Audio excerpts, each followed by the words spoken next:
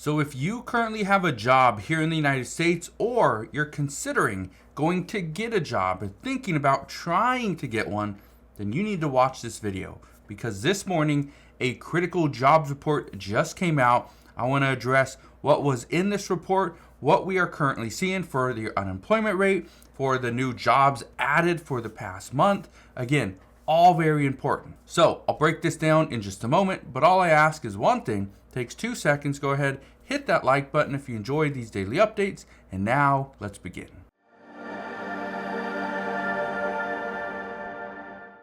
So what was in the report this morning? Well, here's what I first want to tell you.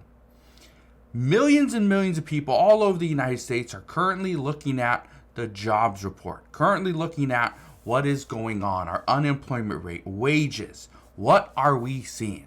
Are people getting hired on? Are people getting let go? Because that's what's happening. Right now, we're seeing more layoffs than hiring. That's a concern. But look at this. It says August payrolls grew by a less than expected 142,000, but unemployment rate ticked down to 4.2%. Okay. I want to read you some of the key points in this article instead of just going through the whole thing. But here's the reason why this is such a big deal. Right now, the Federal Reserve is looking at this exact report, and they're going to determine how much they're going to cut rates by in the next 2 weeks. The expectation is that they're going to cut rates by 25 basis points. According to experts, that is not enough to move the needle to get people to buy a house, to buy a car, for businesses to go and invest into their company. 25 basis points isn't enough. But because of this report that just came out, the Federal Reserve might decide a 50 basis point rate cut is enough. That right there, again, isn't going to move the needle a lot, but it will help. Look at this. It says non-farm payrolls expanded by 142,000 during August, down from 89,000 in July and below the 161,000 consensus forecast. Goes on to say the unemployment rate ticked down to 4.2% as expected. However, the real unemployment rate edged up to 7.9, its highest reading since October 2021. Now, here's something that many people have always wondered. Why do we have an unemployment rate and then a real unemployment rate? Well, that's what so many people just can't figure out. It doesn't make sense. So even though I'm bringing you these numbers, just understand that these numbers have been doctored. Okay? These are not the real numbers. They have been doctored, but they're, again, we've been looking at doctored reports and numbers for years. So it's nothing different. This report goes on to say the previous 2 months saw substantial downward revisions. The BLS cut July's total by 25,000, while June fell to 118,000, a downward revision of 61,000. But here's the big one. Average hourly earnings increased by 0.4% on the month and 3.8% from a year ago, both higher than the respective estimates of 0.3 and 3.7%. Okay, now, got that out of the way. We know what the report says, but what does this mean for you and I moving forward? Well, if you are looking for a job, well, be somewhat skeptical, okay? Again, this isn't going to come quickly, and here's the reason why. It says, while layoffs remain largely subdued, many companies are putting off expansion plans amid high borrowing costs and uncertainty ahead of the November presidential election. Many companies don't know what to expect moving forward. Who's going to be the president? Is it going to be Kamala Harris, who's saying she wants an unrealized capital gains tax? Could be. Is it going to be former President Donald Trump, who would try to expand his Trump tax cuts, which would give businesses more incentive to grow, right? Hire more people. Goes on to say a Fed survey of regional businesses published on Wednesday indicated employers have become more selective in hiring in recent weeks, with some cutting hours and leaving open positions unfilled. Now, here's what I think is interesting about what this said. that more employers have become more selective. Now, if you are a receptionist and you try to go get a receptionist job after being a receptionist for 5 to 10 years, you're probably not going to have a lot of success. And you probably think, well, that's just crazy. If I've been a receptionist for 8 to 10 years, 5 to 10 years, I could easily get a receptionist position. No. Because now what companies are doing is, if you used to be a manager and now you want to be the manager at the next company, sorry, it's probably not going to happen unless you had a lot of success.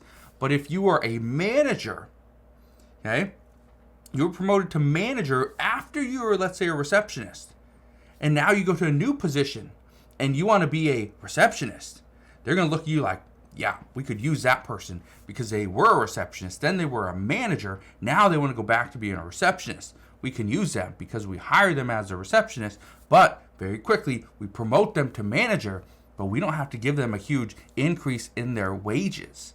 No, we can save money. That's what employers are doing.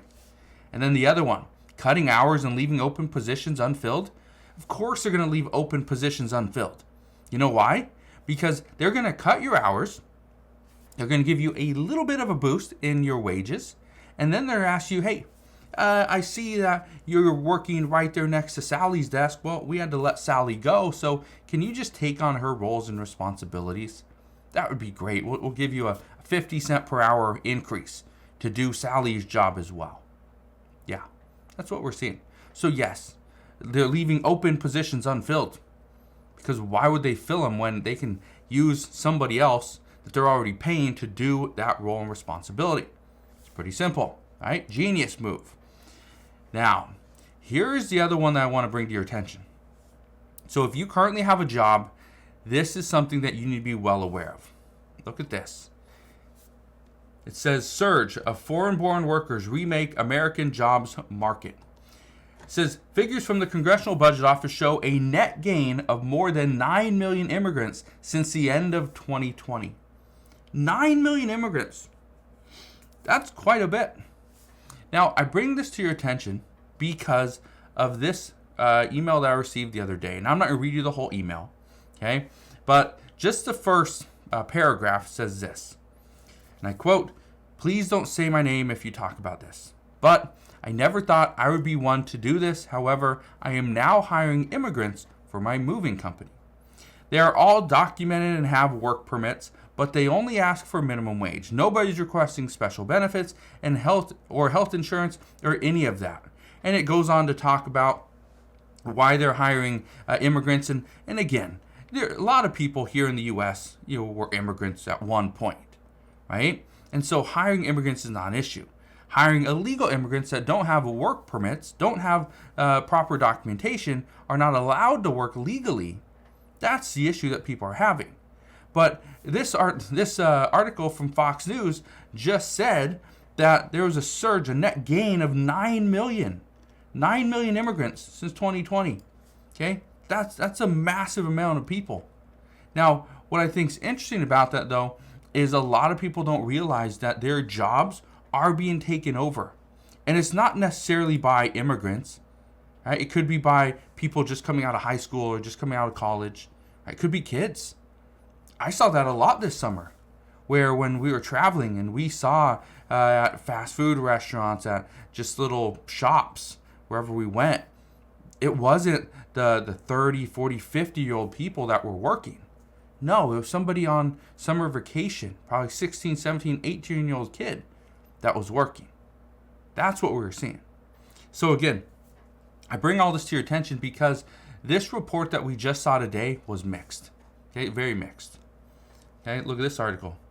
This is an article from BBC. It says, mixed jobs report adds to U.S. economy concerns.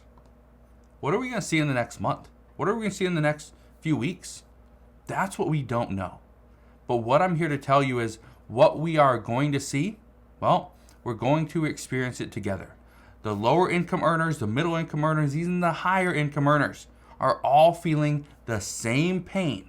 The only difference is the higher income earners have a little bit more in savings. They can actually withstand this pain. The middle and lower income earners are going to struggle, and it's going to happen, and they're going to feel the effects immediately.